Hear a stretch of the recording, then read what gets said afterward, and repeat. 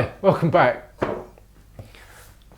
I started a wall hanging unit for saws and planes a couple of years ago almost now, and well, I just got so inundated with other things to do, it sat on the back burner all this time. It's one of those projects where I don't need to complete it. I don't really need the unit particularly. It'd be nice to have it, but there was no desire to get it done really quickly. Now I've actually got a bit of spare time coming up, so hopefully I better complete the whole thing and post a few videos on the building of it. What I've done to date so far is glue up some panels. It's all made from reclaimed or off-cut material. None of it's particularly wonderful, but it's going to be functional. It'll do the job.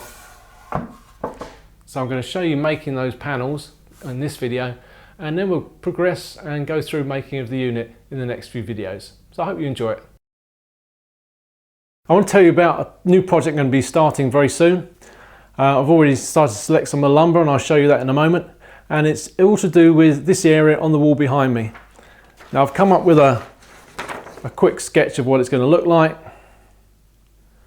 And now I need to look at the lumber and decide how I make the panels, because they've all got to be made up from scratch. I'm going to be making it entirely from reclaimed lumber, reclaimed pine in fact. These are some bits of pine, some are from an old bed, some are old floorboards, and they're all various sizes, various lengths, various widths.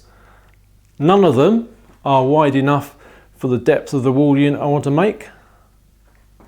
Let's just point out here, these are some floorboards from the current house, which are at least 50 years old, and some floorboards here from an addition to the house, which are about 18 years old.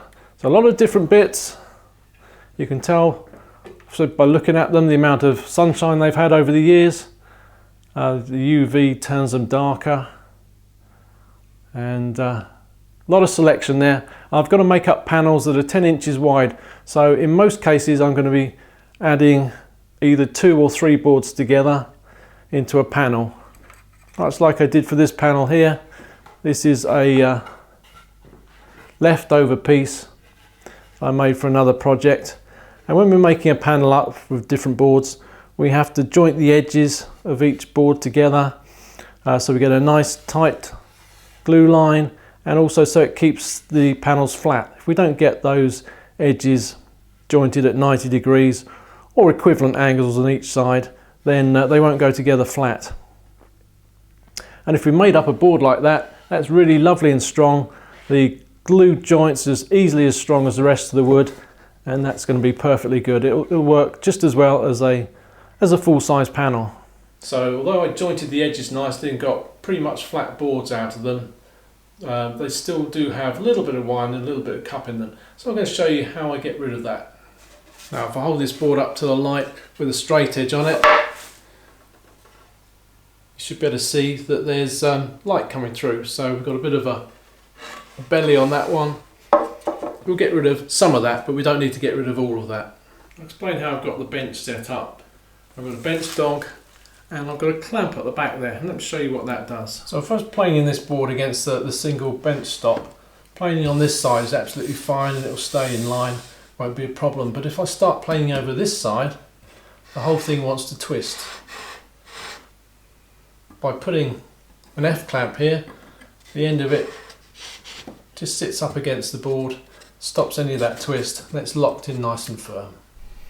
Now because the board's in a bit of twist, it rocks on these corners, opposite corners. So what I'm using is some plastic cards just to take that wobble out, and that means it'll be even easier to plane. It also means that with a big heavy plane, I'm not going to take that twist out by weighting down on the board, which will give me the wrong indication, and I'll think it's flat when it isn't. So just take them out with some cards like so, and you can put cards along the edges. Just gives that little bit extra support so the board isn't going to bow under the weight of the plane. I'm going to be using my winding sticks to take the wind out. If you haven't seen these before, then I'll show you what I do with them. I do actually make these as well and sell them on my website if you're interested. what they do is give a good indication of how much wind is in a board, so how much outer flat it is in this direction. Now it's important that when they're used that they sit on the outside edges of the board. So you can see at the moment it's twisting in the middle, so I'm high in the middle here. So we need to remove that before we can really get a good judge of twist in the whole board. And it's the same at the other end. So first of all, I'll just take a few shavings through the middle of the board and leave the edges as they are.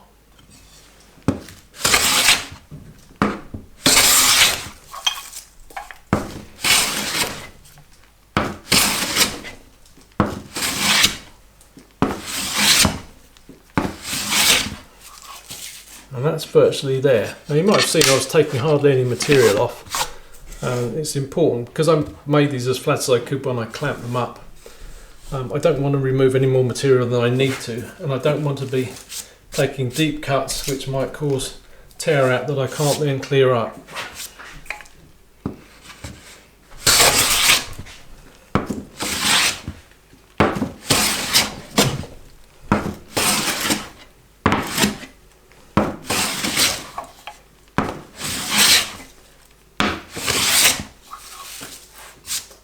You might actually be able to see a few little planer marks in the middle here where it went through the thickness planer before I started.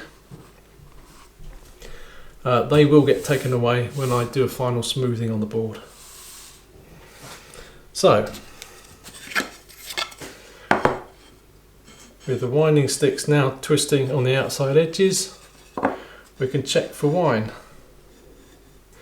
What we're looking for is sighting down the sticks. You can see I've got some dark markers on the end there just for contrast.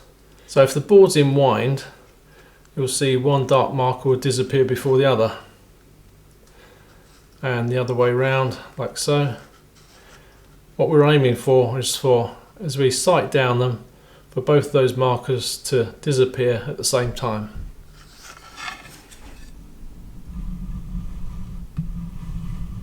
That's very difficult to show on the camera, but I'm seeing that this marker is disappearing much later than that one, meaning that this corner of the board and the opposite corner down here are higher than this one and this one over here.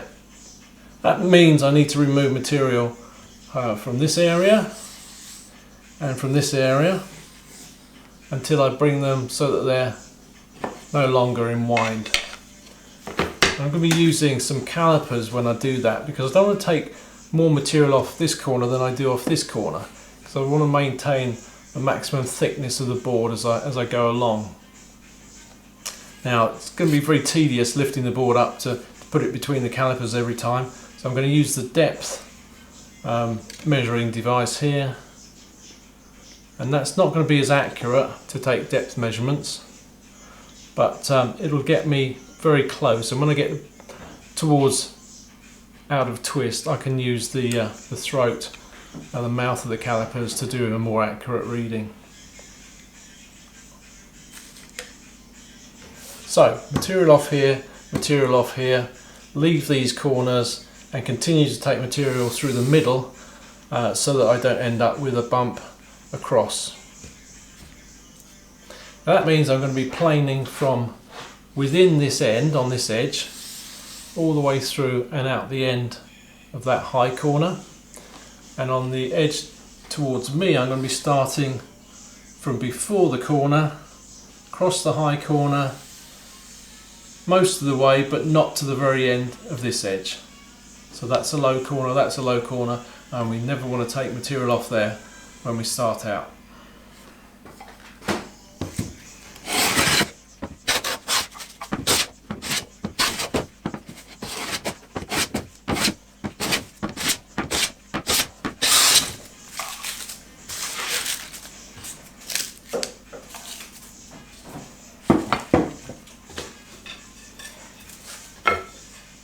Now I should be checking regularly to see that we don't get a lump across the board, but also to check that our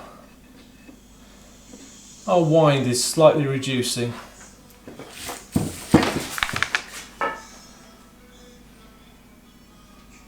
And it is. We're making some progress. So I'm going to go and sharpen my iron because that felt a little bit dull to me. And I'll continue to do that until I've got these corners and these corners all in the same plane.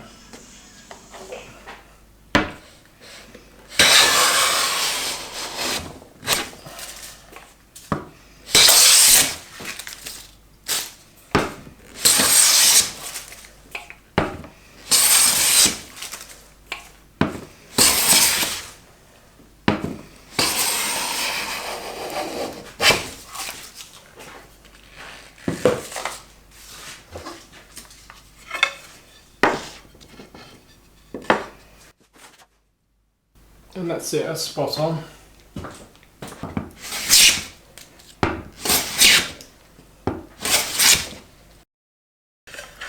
Double check the thicknesses because we might have one end that's thinner than the other.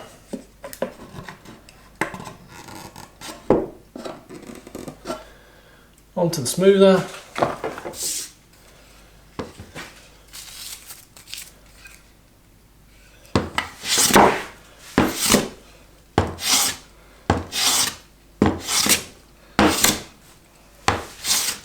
Very little work to do on here at all because I've just sharpened the foreplane. It's left it lovely and smooth. It's even worked quite nicely around the knots.